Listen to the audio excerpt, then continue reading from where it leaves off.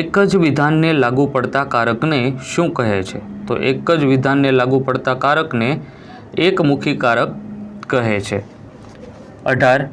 ગુણોનું પોતાના સ્વરૂપમાં પરિવર્તન એટલે શું? તો ગુણોનું પોતાના સ્વરૂપમાં પરિવર્તન એટલે સ્વરૂપ પરિણામ. 19. ભારતીય દાર્શનિકોના મતે દુઃખનું કારણ શું છે?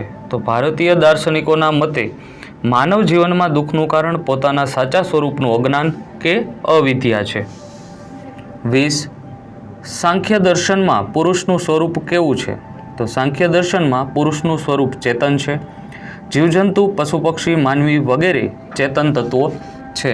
જો મિત્રો તમે ચેનલમાં નવા છો અને હજી સુધી ચેનલને સબસ્ક્રાઈબ નથી કરી તો સૌપ્રથમ ચેનલને સબસ્ક્રાઈબ કરી બેલ આઇકન પર ક્લિક કરો, જેથી કરી નવા વિડીયો અપલોડ થાય તો તરત જ તમને નોટિફિકેશન મળી જાય. અને જો વિડીયો પસંદ આવતો હોય તો વધુમાં વધુ મિત્ર સર્કલ સુધી આ વિડીયોની લિંકને શેર કરવાનું ભૂલતા નહીં. નીચે આપેલા પ્રત્યેક વિધાનની સામે તેનો પ્રકાર દર્શાવ્યો છે. વિધાનના પ્રકારને અનુલક્ષીને પ્રત્યેક જટિલ સંયુક્ત વિધાનની પ્રાતિક રજૂઆતમાં જરૂરી કૌંસ ઉમેરવાનો છે.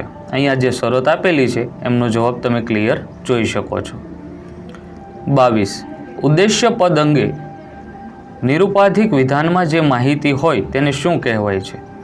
તો ઉદ્દેશ્ય પદ અંગે નિરુપાધિક વિધાનમાં જે માહિતી હોય એને વિધેય પદ કહેવાય છે.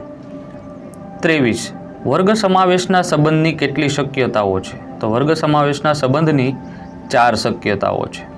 ત્યાર પછી 24મો પ્રશ્ન આપેલો છે. આપેલા વિધાનોની સત્યાસત્યતા તપાસો. જો હા વિધાન અસત્ય હોય તો ના વિધાન કેવું હોય? જો હા વિધાન અસત્ય હોય તો ના વિધાન શંકાસ્પદ હોય. આવા જ દરેક સેક્શનના વિડીયો ક્રમશઃ દરેક વિષયના એક પછી એક આપણી યુટ્યુબ ચેનલની અંદર અપલોડ થઈ જશે. જોવાનું ચૂકતા નહીં. નવા વિડીયો માટે થોડી વેઇટ કરો. ત્યાં સુધી લાઇક કરો, કોમેન્ટ કરો, શેર કરો. Thank you.